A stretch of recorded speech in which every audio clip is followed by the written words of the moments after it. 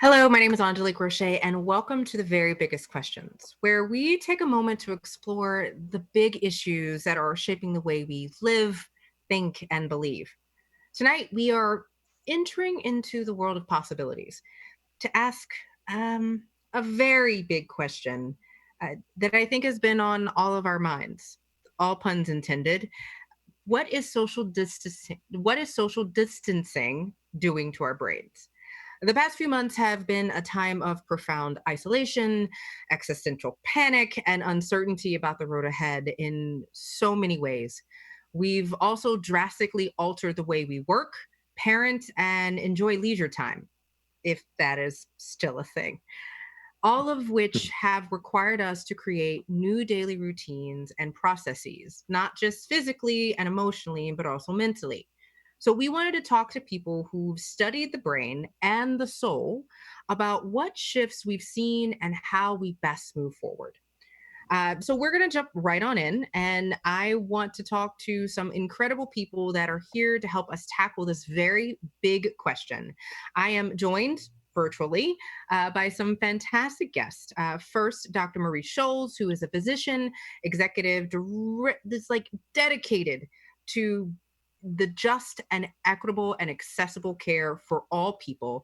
He has over 15 years of experience as a principal for Shoals Medical Consulting and served as a senior medical director at Children's Hospital and Clinics of Minnesota. We have Dr. Amy Learmonth, who is my brain. See, this is how we're working here, guys. Who is a developmental psychologist who has studied children ages 8 weeks and on, looking at how children think and how their abilities change over time. Professor Learmonth runs the amazing development lab on cognition, memory, and development on the William Paterson University campus. And she is also the president of the Eastern Psychological Association and program director for the International Society for Developmental Psychobiology. My brain definitely needs a rest from a screen. We'll talk about that during the show.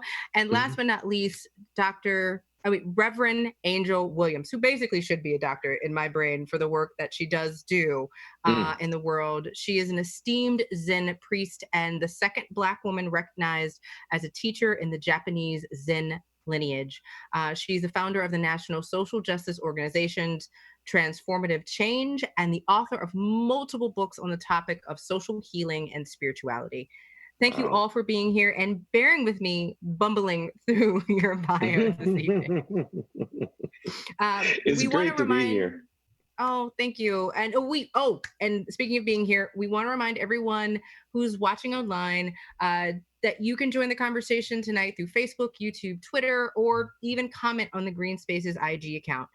You can post your questions in the comments or tell us in the last few weeks whatever struggles you've been dealing with, whether it's your connections with police brutality and the ongoing protests or your fears around coronavirus. What acts of self-care have you turned to? And we'll be reading those comments and those questions for everyone and to our guest for the conversation this evening. All right. So let's get started. I would love to start with Dr. Sholas. For you and your work, and you are in New Orleans, and New Orleans is a city that has dealt with a lot in the past decade, past 15 years, past 100 years. Yes. How do we view this moment in time? Like, what are the key psychological effects that you've been seeing, that you've been studying, that you've been experiencing, whether professionally or personally, that are affecting this moment that we're living in right now? Thank you. First of all, I am so honored to be on this panel with these esteemed guests. I think it's so wonderful to have a physician, a psychologist, and a spiritual healer all on the same show talking about how we're going to make a path forward, because this is really an and conversation, not an either or conversation. So this isn't science or religion. This isn't mental health or physical health. It's really the continuum of the whole thing. And I'm really glad that you all framed it in that way. So with that caveat, what I've noticed is that people are over emotional. They are snapping Mm, sometimes. They are short tempered. Things that make them happy usually don't have any effect on them. People, things they usually turn to aren't having the desired effect. And one of the first things I noticed is that people didn't know what to call that or know what it was. And mm, I really think it's important to give this a name. This is grief. You're grieving people that have died. You're grieving the loss of autonomy. You're grieving the loss of a lifestyle. Like here in New Orleans, I'm used to being able to go out to eat any hour of the day and night on any week of the day or night. And we can't do that now. There hasn't been a parade that burst out of my neighborhood in 4 months. That is not normal here. And I think whenever you have something abruptly taken away from you that you like, agree with, and it's really important to you, you grieve that. So I think that's where this conversation starts for me from a medical perspective, and also as a PhD neuroscientist. This process, this symptom, this arc of feeling starts with grief and loss. mm, mm. Reverend Angel, have you found that people are having trouble connecting with their spirituality at this time and even with each other in this moment? And, how is anyone thriving in this time and what does that look like? First, I want to say that I really appreciate that Dr. Scholes has said this because, I'm not a neuroscientist, but from the spiritual perspective, that's exactly what I recognized right from the beginning.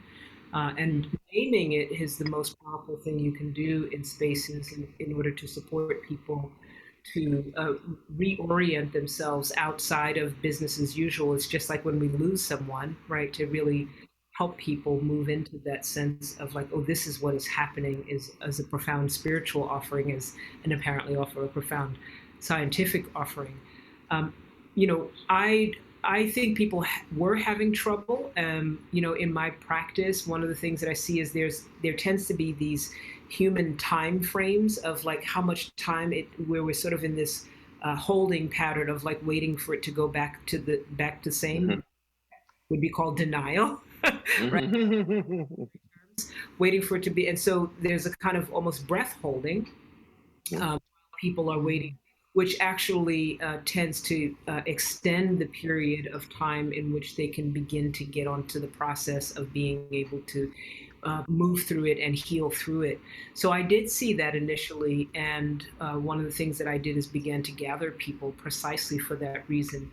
First, for the initial pandemic, began to bring people together for meditation. We started to do daily sits. I was like, well, we'll do a sit, and then it was like, oh, these folks really need this. They're having trouble orienting, and then it became a daily sit. And then when the second pandemic awareness became prominent of the death of George Floyd, we held a black sit first, and then a BIPOC sit, and then an all people sit to help people walk through that, because that is exactly what is happening. I think even in the racial pandemic, that there is enormous amount of grief just for people recognizing their naivete, and losing that naivete. That's a kind of grief for people that were situated in like, oh, I didn't really understand what was happening here. So absolutely, I think that it's challenging, and I think we can support people through spirituality. And Reverend Angel, for those who may not know, can you define what BIPOC is?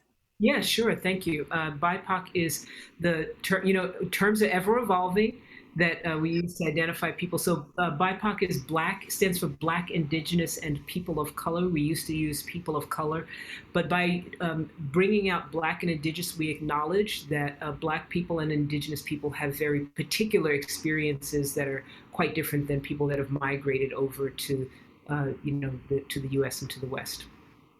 Yeah, and I want to talk a little bit further into our conversation about how those experiences are very different and how psychologically, right now, those experiences are very different for folks who are who fit into Black, Indigenous, and people of color. But first, I want to. I think there's a question that's been on a lot of folks' minds. I think from a perspective we have all been talking about, what does this mean for adults? What does this mean? but there's also another part of the demographic, another part of the population who is grieving a loss of a lot more. I know I have a 9-year-old nephew who has not gone to school in months, who has not seen his friends in months, Hmm. Hmm. who has not interacted with folks at such a very pinnacle time in their life, and they've lost something that was their consistency on a daily basis, was kind of their childhood autonomy, if that does exist. You're all smarter than me, you can correct me. But what do you think, Dr. Learmonth, has been the main effect on children's development? Like, and if we can, because I know a lot of parents out there are asking this question every day as they're dealing with their own grief, how do we support children during this time? Well, I think our children are suffering in different ways than the adults are. They're grieving, they're not going to school. They're also not having the opportunities that they need to learn about social interaction. Remember that our children are learning to be social beings. And so, that kid in class behind you who taps his pen against the desk every few minutes, learning how to deal with that is actually quite important to being a functional adult. And so our children are lonely. They're missing their friends. They're missing those social interactions. They're grieving the loss. I mean, my 14-year-old told me that she would never again complain about going to school. And I think that, we need to remember when we're trying to help our children that they have fewer resources than we do. They have less ability to regulate themselves and less ability to deal with their grief. And so we need to help them and find ways to help them. We need to model things. I think actually taking care of yourself is one of the best things you can do if you have an older child, because your children see everything you do. And if you take care of yourself, the message that they get is it's important to take care of ourselves too.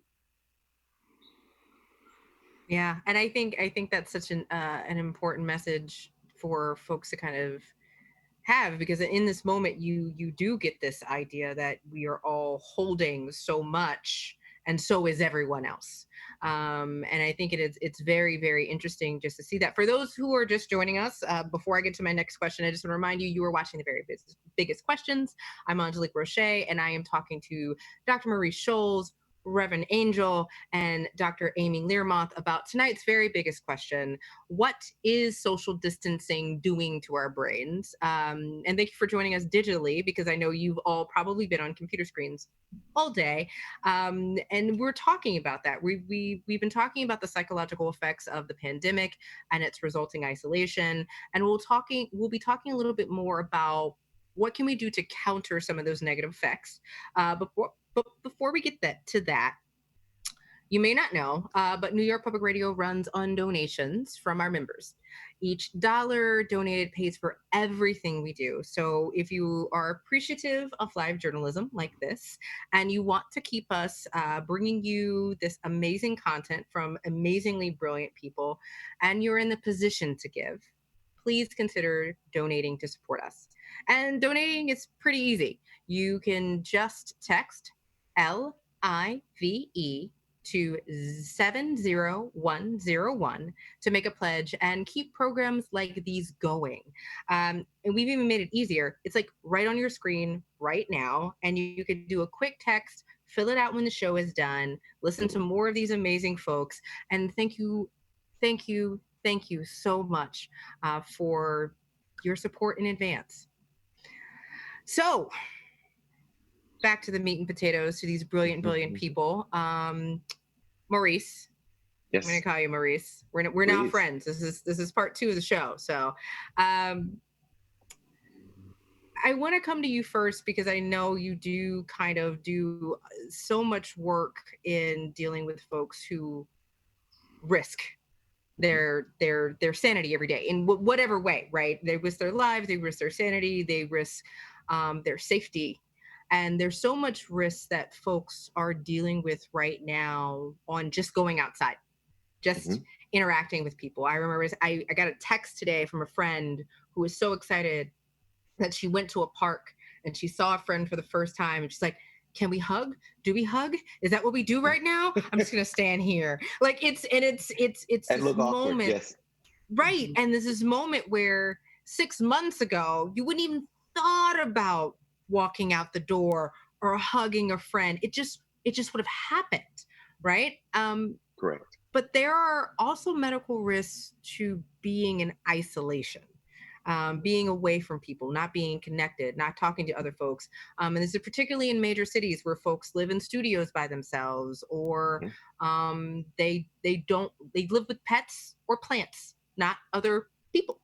Um, how do we weigh those two right now with this need to decrease the amount of folks that are being sick at the same Mhm. time? Fantastic question. I mean, and this really is the balance between public health and personal health. Um, we as a community have to decide how we're going to make choices that help the most people. And sometimes those choices won't necessarily be for you personally, but really make it better for a lot of other people. That's the whole purpose of social distancing and things like that. Even if you are not personally in a high risk group, or you are not personally susceptible to this disease to the same degree as other people, by you not getting it and spreading it, you're doing a service and a solid for people you care about. And we're really balancing that against what we need to do for ourselves. And quite frankly, I don't see those things in conflict. What this requires, it requires all of us to be creative. And it requires all of us to understand what is the point. The point of this is we can't necessarily stop people from getting sick ever, but we can control how they get sick and how quickly it overtakes the community. And we want to make sure we do that in a way that does not overwhelm our healthcare system, because we don't need any excess deaths because we didn't have space to take care of people. How can we fix that? Wash your hands, wear a mask when you're in public, don't touch your face. Those are very basic things that you can do to make this world safer for you and all the people you care about, period. Now, the next step of how do you take these changes into your life in a way that doesn't make you crazy? Well, I'll just use my story. I mean, I live alone. I have a comfortable house in a city I love, surrounded by great neighbors and lots of things to do. But there was about a 3 week stretch where I didn't get touched by another single human being. And for the supreme extrovert that is me, that was more than a notion to deal with. For me, what worked was my oldest niece could not continue in college because colleges switched over to virtual. She needed a place to go. I had room for her here, and I'm proud to say a 20-year-old saved my life. Um, I could not do the social things I wanted to do, but I replaced that with caring for people in my neighborhood, in my circle, in my community. And I think that's something all of us can do, whether we do that intentionally in person or we do that virtually. Check on that elderly neighbor or friend or family member by visual FaceTime, or pull up in front of their house and stand outside and wave at them and do a crazy dance. All of those are new ways of being connected that we didn't think about before, but really don't put the public health needs against our personal health needs. Those things can work together. Hmm. We actually have a question. I think that's interesting. That's come up.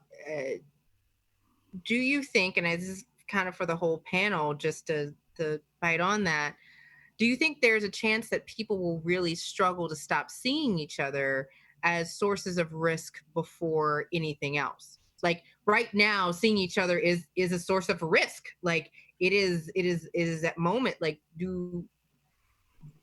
is there a moment where we stop seeing another human as a danger, just in general? There's another layer to that question that I'm going to get to, but just in general, as someone that we love, someone that we know, but also understanding that that person may inadvertently be asymptomatic.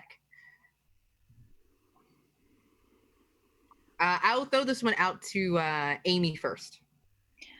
Well, I think actually one of the dangers when we're dealing with young children is communicating to them that other people are at risk in a way that gives them fears that they don't need. I think how we see each other is is vitally important. Humans are such social beings.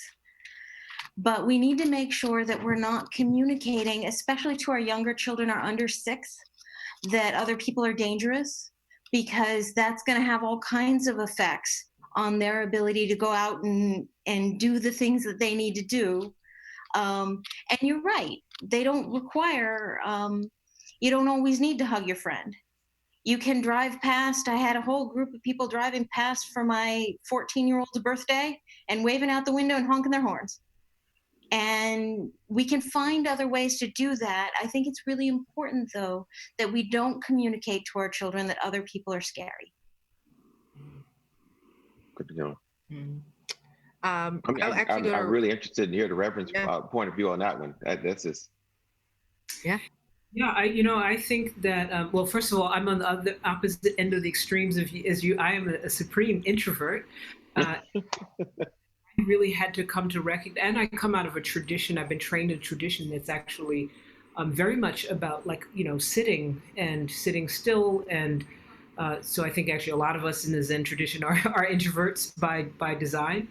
And so it took me a moment to go, oh, that's right, people are having a hard time with this, right? This is actually part of my practice. It's fundamental to the way that I practice this sort of, like, ongoing, very, long-term sitting. We go through silent retreats, for a week or a month even of silent retreats. And so when I did recognize it, I could see that there were times when I had to go out for food, and I could feel in my self this moment of kind of like, it was like people had little, like, invisible bumpers around them. It was like, whoa. And so I had to really stop for a moment and make sure that I was bringing my eyes up and looking at people, right? And I have noticed over time there's been this shift from the kind of, odd fear-based, right? Like, I didn't want to be embodying fear, is what I'm saying, right? So I noticed that is being shifted over time, and I've been encouraging people that I've been leading spaces with to not embody fear, right? That we can have concerns. I have 3 different things that make me a very, very high risk. I should probably never leave my house ever if I let that get into my mind. And I'm also balancing, my partner's very extroverted, and so, we go out together. I actually have someone that came over to my home for the first time, even right now. And I could feel that moment, and having a practice when you're intentional about it. I think this is what is going to be helpful for adults as well as children, to be intentional about it, to be intentional in the same way that we're intentional about saying to someone, early on in the pandemic, hi, I'm practicing social distancing. What I would tell people is to hug themselves when someone was headed towards them, to hug them, to remind them by hugging themselves. Now what I'm doing is, when we have our meditations, we have virtual meditations in the morning, we end the time, so we greet everyone, and we end the time with everyone hugging themselves and doing this kind of gesture of stroking their sides. The mirror neurons, you're the scientist, so you'll tell us about it, but seeing other people hug themselves and giving ourselves, our own, love, right? And it's like, oh, is this the kind of squeeze you need? Like, give yourself that, is what I've been teaching people. And it's really made a profound difference for people. And, as you were saying, like, people that live in studios in isolation, some people have literally said, these sits have changed my life. So we are social, creatures, and we need to have that, that sense of, like, relationship. And as you said, being creative about how to do it is really, really important. What I would say is the most important thing is, don't put yourself at unnecessary risk and put other people at unnecessary risk in the public sphere, but also in the personal sphere. So, go and make very intentional an effort to find where is it that you will have points of contact that bring you a sense of being generative and connected. Well, I think that's actually a really good segue. That was absolutely wonderful, but also it's perfect for the comment we just got from a viewer, Diana. For me, I was so hungry for interaction that I must have attended an average of 2 webinars a day. My brain is fried from Zoom learning. Now, This brings me to my next question, Amy. What about screen time? The funny thing is, I was doing something the other day, and they were asking me what was my average screen time, and I'm already bad because I work in media, I work in entertainment, I read a lot of stuff, and I was like, oh, my screen time has doubled. That's a problem, right? And Zoom is exhausting. Like I think a lot of people are actually really surprised about how tired they are when they have to go through 3, 4, 5, 6 Zoom meetings a day. What's going on with our brains? Like when we're staring into a screen versus talking to people in real life, because I know I'm an introverted extrovert. I get energy when I talk to people in real life. On the Zoom, after about the third one, I just want to take a nap. Well, all of our systems are at their best in our three-dimensional world. There are lots of cues that you're missing on Zoom. You can't see a lot of things that are about body language that humans are intensely, we know we get a lot of information from that. And adding to that, there are things about the face to face interaction, the personal interaction that are just missing.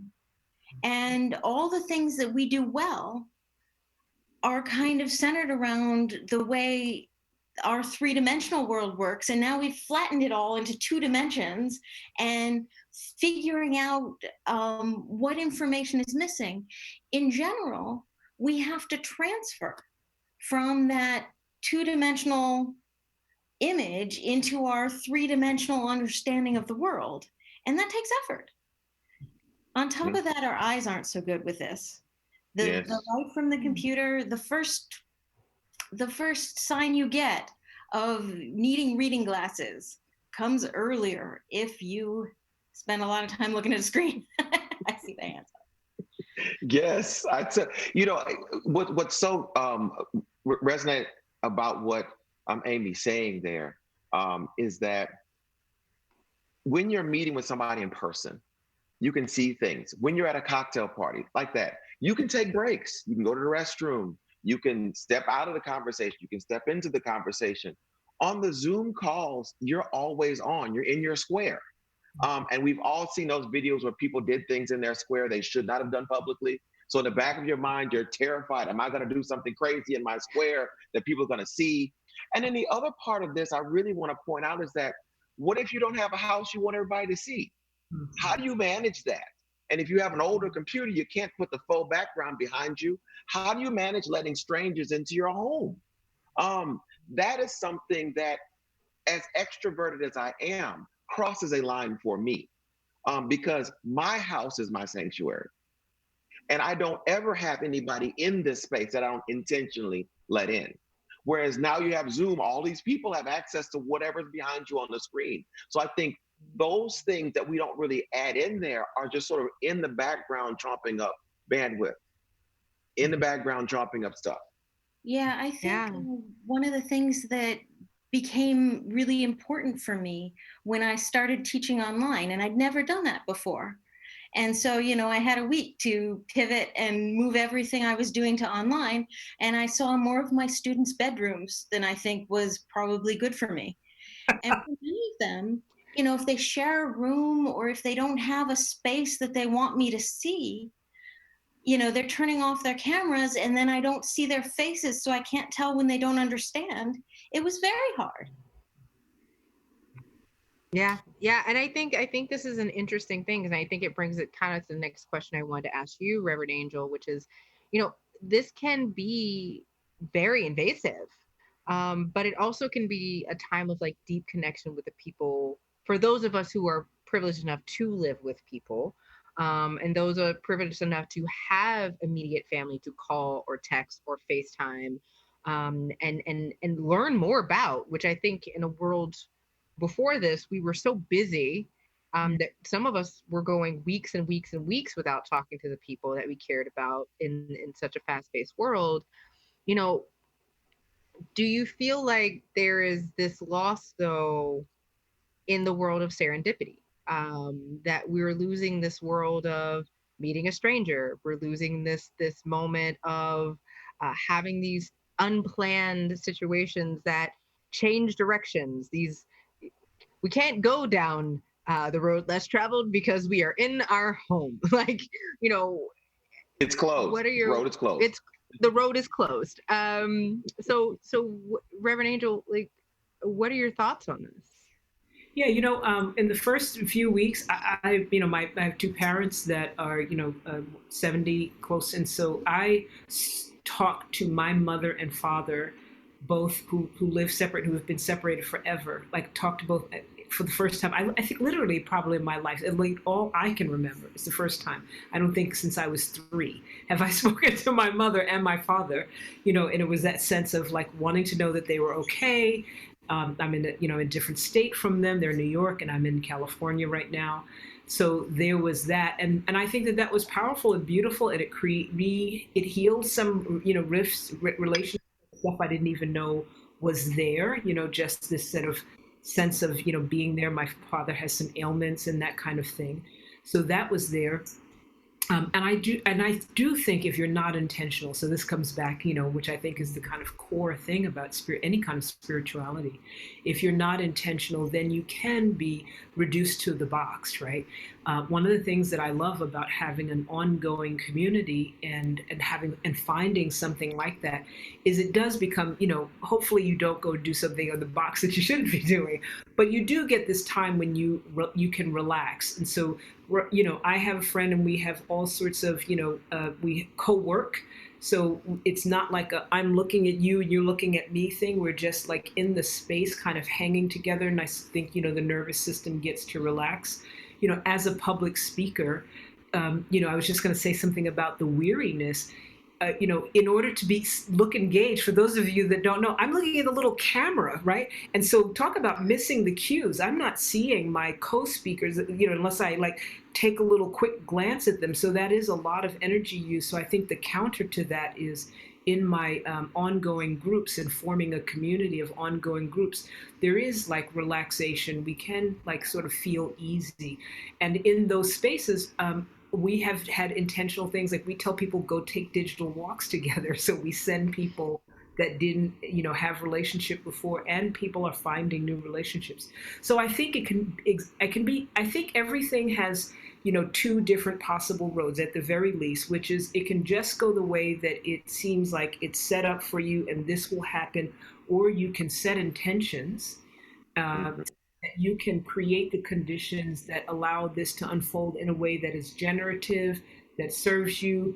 Maybe you learn to take more naps. Maybe you, everybody's been talking about, learning new skills and all of that. But, I think we all need rest.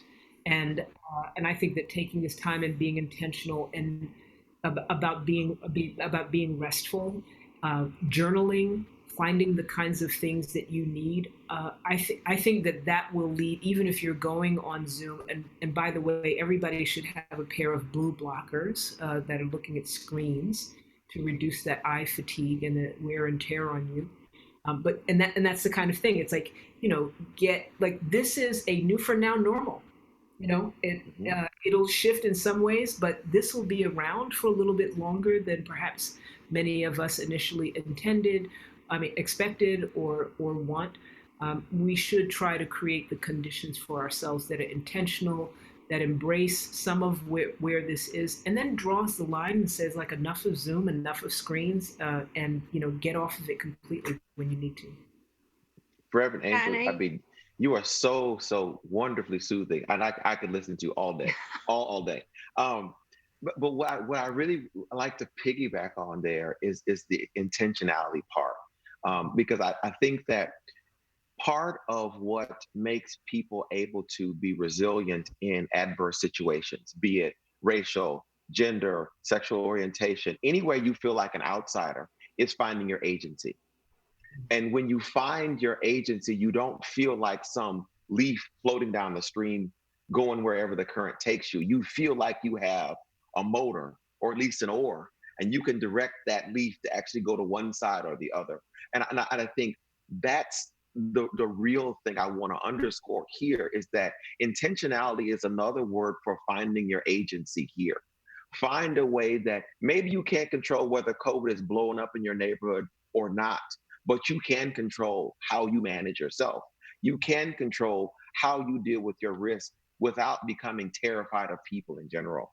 And just having that agency of knowing what you can do really makes you feel different about whatever experience you're going through. It doesn't feel like life is happening to you as opposed to you are participating in life. You're here. I love that. I love that. Thinking about that, I also, that moment of feeling like the mommy, but I always talk about, make sure you're getting enough sleep, make sure you get a little exercise every day. Taking care of yourself is really important. And when things are stressful, that little moment can really be helpful if you just take a moment and kind of center yourself. And I work on centering my child too, because she has difficulty doing it herself. And sometimes that means I poke her and run away. I love it. It's a real life poke. It's not a Facebook poke, which thankfully they got rid of. In case you're just joining, I'm Angélique Roché, and we are talking about the psychological effects of the pandemic and our disconnected society. For those who are watching online, I hope that you are joining the conversation. Facebook, YouTube, Twitter, or even comment on the Green Spaces IG account. I do have a lovely comment that I want to share. It is from Candida, which I believe I got correct, Haynes. I'm glad to hear others talking about this as a practice. I'm lucky to live with 10 people in a large space, but I still might start crying if I hug myself when I see people I want to hug. I tuned in because I want to interrupt something that is happening in my brain and body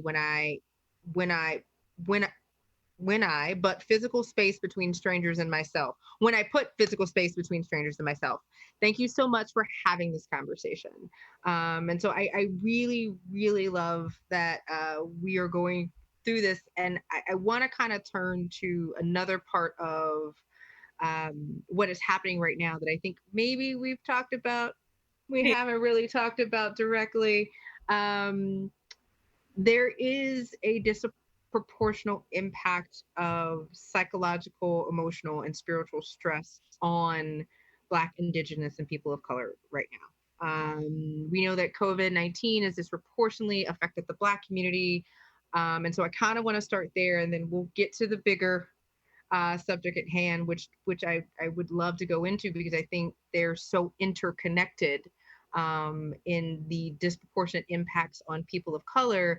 But, what are the psychological effects of this, particularly of what you're seeing at this time?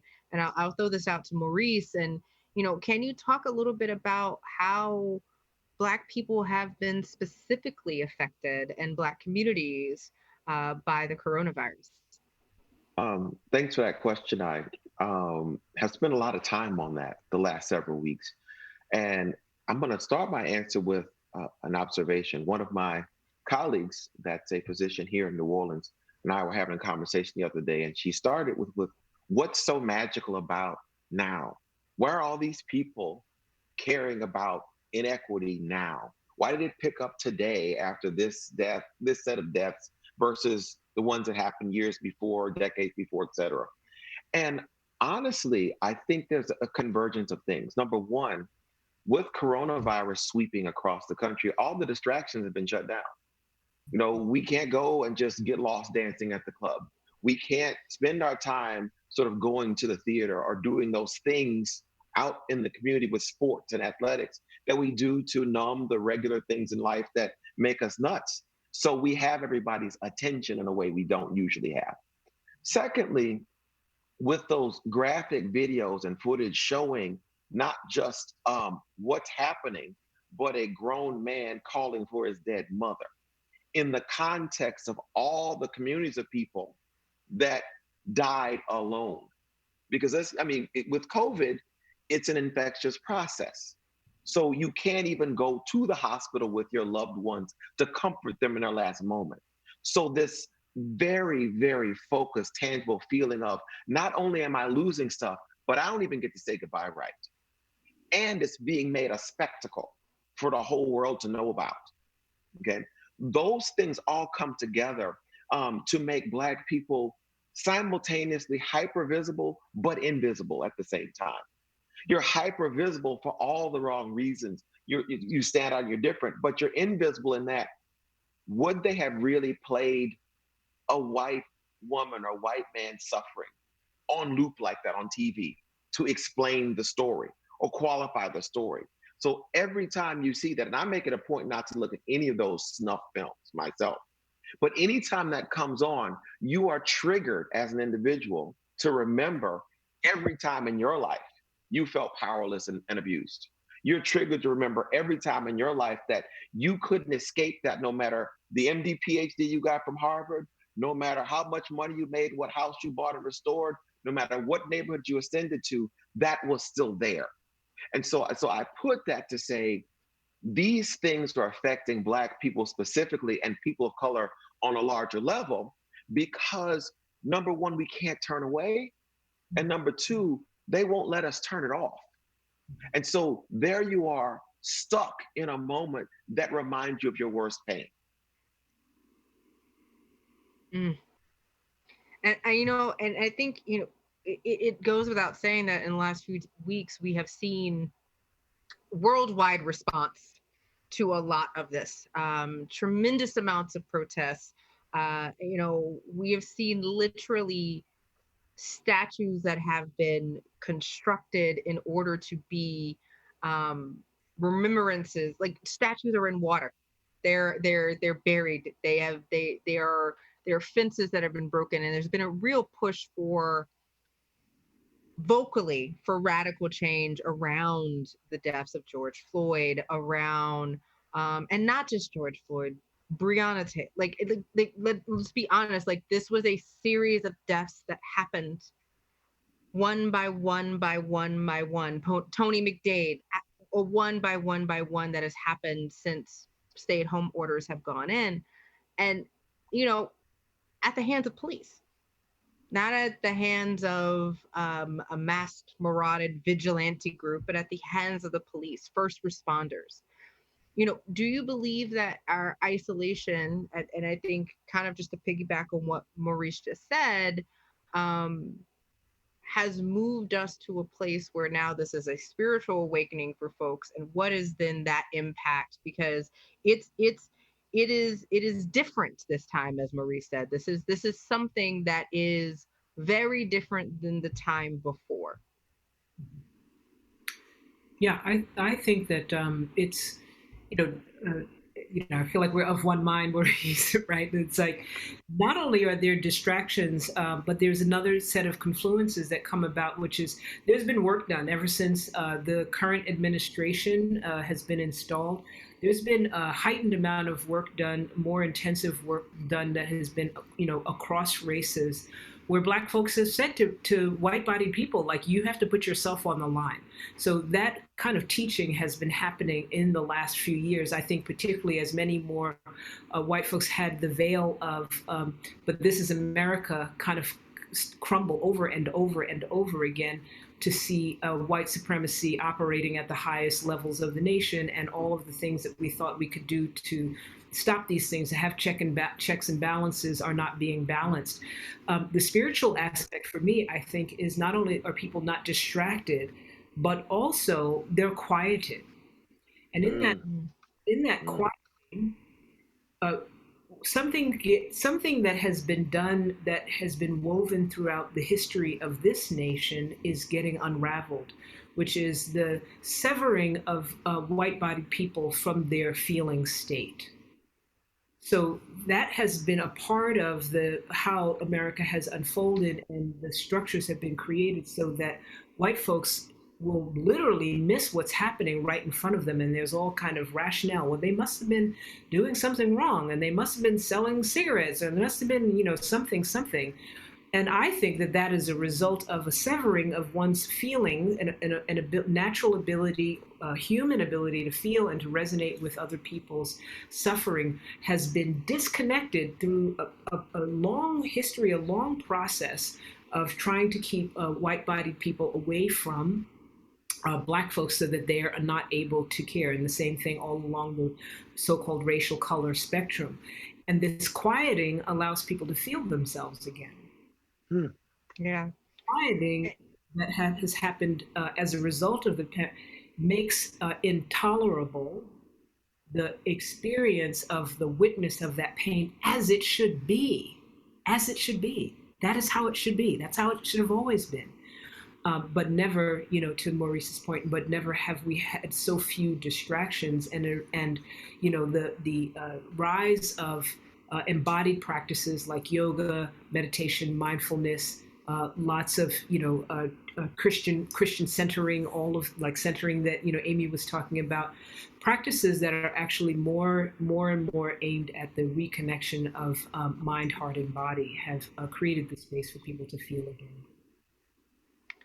Amy, I think one of the things that a lot of folks are, considering, but I don't know if people truly understand, is that this also has a very large impact on children.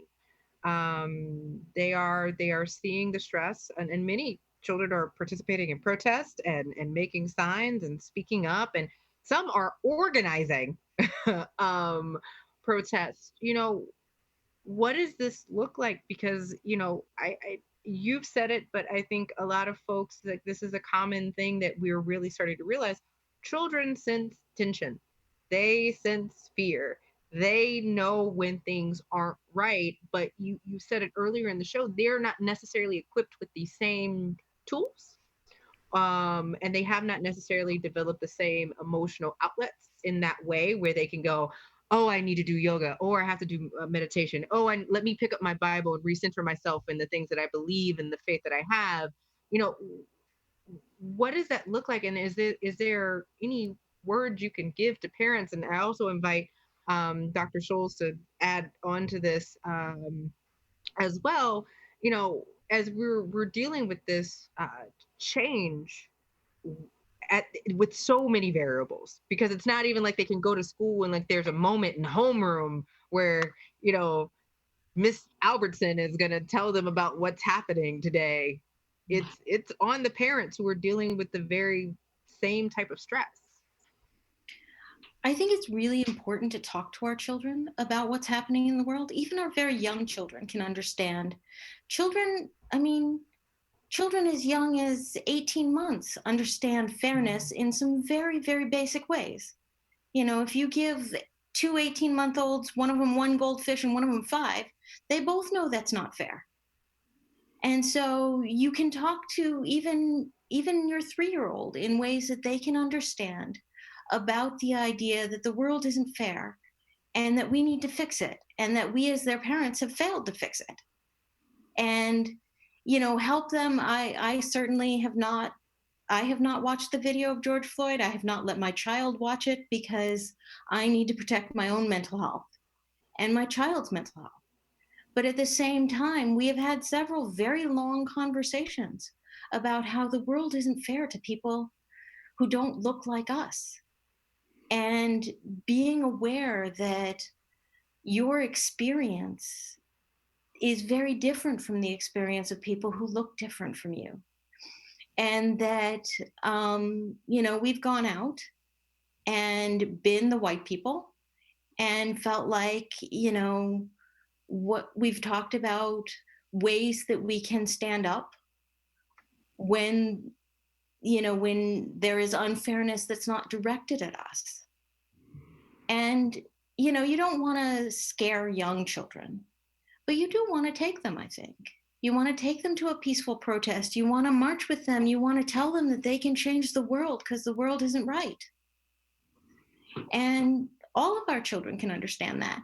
And older children are doing amazing things. I mean, the high school kids who are organizing protests, I want to give them a medal and give them a hug, even though I'm not supposed to get close to them, and tell them how wonderful they are, and tell them that they have the ability to change the world.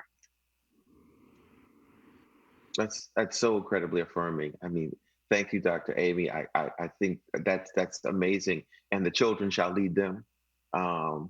And we've seen that, when they have the gun violence at schools, the children led, putting together those protests. So I think helping people find their voice goes back to agency, and teaching people to find their agency. It's just, this is, I mean, amen, amen, amen, Reverend Angel, amen, Dr. Amy. Oh, I think one of the things that I'd love, to add is that there have been some amazing comments that have come through tonight. Um, one of the ones that just came through. It's just like listening to experts speak is calming. Thank you. It's inspiring to see people who live their values. I really resonated with Dr. Scholl's comment earlier about intention. It has come to the forefront, and this desire for agency. What kind of life do we want? And I think that's such a good leeway into what I hope can be some amazing closing statements from all of you. Is this idea of how are we in this time choosing that intention? What does it look like? How do we support each other at this time? I think, you know, there was a very strong statement made, and I think agreed across the board, like, we get to choose what we watch and don't watch. We get to choose what we spread and we don't spread. We get to choose how much time we're on. And I think there is this other side of what is expected of us in this time, in this situation, what is expected of folks in this new work pace, in this having to be busy. And the funny thing is, there were a number of studies that were happening on folks with telecommuting before all of this happened, and how folks who work from home actually worked more, even though people thought they worked less, because there was this idea of guilt. And now the entire country who has the availability and the privilege to work remotely, because not everyone does have that. And I want to be very clear that there are millions of people who do not have that luxury and that privilege. But for those who do, what can we do in this moment to not only support ourselves, but also support each other during this time? And, we didn't get to talk about it, but what does empathy look like in this moment with all the variables we have talked about over the last hour or so? And I'd actually love to start with Reverend Angel. Yeah, I don't know. That might be tricky. So I'm not a fan of the empathy march. I think that we are at a time where we need to get down to the level of compassion and the distinction. We can empathize with anything. We can empathize with other people's rage. We can empathize with hatred. So there's a suggestion that somehow empathy is always this positive thing, but the fact is, this empathy is, neutral in that sense of that we can have a resonance with other kinds of emotions as both negative and positive. Compassion, on the other hand, is to connect with people's suffering and the pain that other people are going. That's the passion, right? To feel with other people's suffering, and to also, and I learned this from my neuroscientist friend, who runs the Center for Care, Compassion. It's got a lot of letters, C-Care. So go find him, C-Care. But he said, that compassion is not only feeling with people suffering, which would be empathy, plus the desire to bring that suffering to an end. And that's the critical component, that we really have to be in that place of wanting to bring other people's suffering to an end. But this is what I want to say about intentionality, is the desire, the aspiration to want to bring about the end to other people's suffering should be rooted in the awareness of the ways in which we are mutually interdependent, and that their suffering is also part of your suffering. That if we have an unjust world, that unjust world will has an impact on you. Even if you have material access, benefits, privileges, that it has an impact on you, not the least of which is that shrinking that happens to people when they're in contact with so-called others that they don't understand. And so they make themselves small, or they make themselves more aggressive, or they make themselves, check out or ward themselves off from people. So we want to have compassion for other people's suffering as a way of actually including ourselves and wanting to really have set an intention for what is the world that we want to live in, what is the world that we want to thrive in, what is the world that we want our children to thrive in. So that is the work that each of us have to do to figure out what is ours to do in order to make our contribution to that world that we want to live in, and be very, very clear that there is no turning back. We're not going back wherever it is that we came from.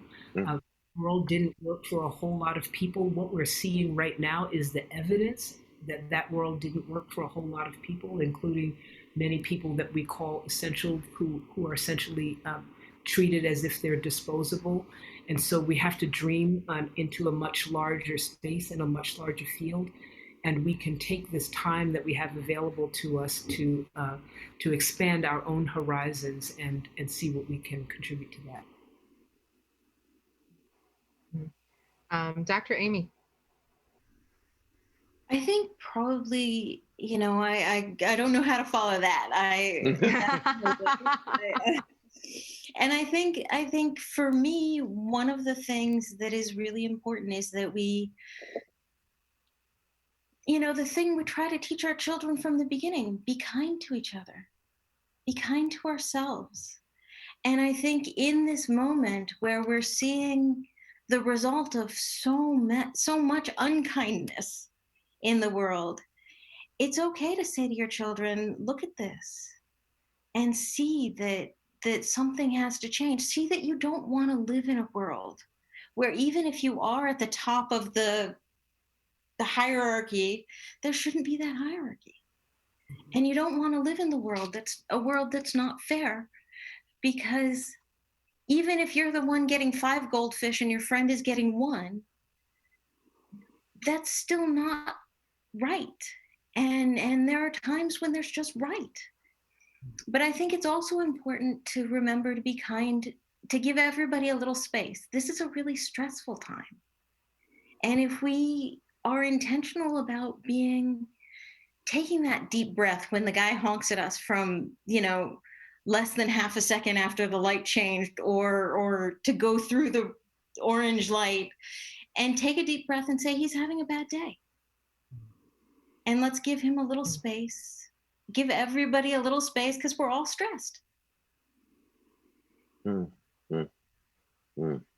So, last but not least, some of the things I've been really focusing on have been empathy and equity. And I really, really like how Reverend Angel sort of framed why empathy was not ideal in her model of moving forward. That totally resonated with me, because I like action words and action verbs. But I want to take a minute to speak to the people that are doing okay during this pandemic. And a lot of my friends that kept their job when everybody else got laid off, a lot of people that never got sick when everybody else got ill, a lot of people that had access to their family and things to do when other people were isolated, have this tremendous survivor's guilt thing going on, where they feel like, well, am I even worthy of this? Or how did I come out so lucky? And why is everybody else suffering so much? I want to speak to them for a minute and say, there are times when the wheel puts you at the top, and there are times when the wheel puts you at the bottom. But when you're at the top, you have the energy and capacity to do things for those that haven't gotten there yet. All of these things that are happening in our world seem bigger and above us. But what each of the panelists have talked about today is how to find your own individual agency to speak to what you can change, to speak to what you can do to center yourself, and to speak to what you can do to educate yourself about what's real and what's not. And when you stand in that truth and clarity, you can be an anchor for all kinds of things that would otherwise be blowing around in the wind. So your survival and your resilience isn't something to be ashamed of or guilty about. It's the strength other people are looking to latch on to so they can find their own joy. I think that's where I am. How do I even close the show? So we have to leave it there. I feel like we could do this for another 3 hours, although you all need to go take naps, because naps are overrated and everyone needs rest. Thank you so, so, so, so much to our guests, Reverend Angel, Dr. Amy, and my dear friend Maurice. Thank you, thank you, thank you, Dr. Scholes, for being here. Thank you for making the time. And thank you for watching. Thank you for your beautiful comments. Thank you for your questions. And please don't forget to subscribe to our channel, sign up for the Green Space newsletter. And, you can check it out at the green, and that's green with an E, space.org, to find out more about the programs, the work that's happening now, and more conversations like these. I'm Angélique Roché. Good night. Good night. Good night.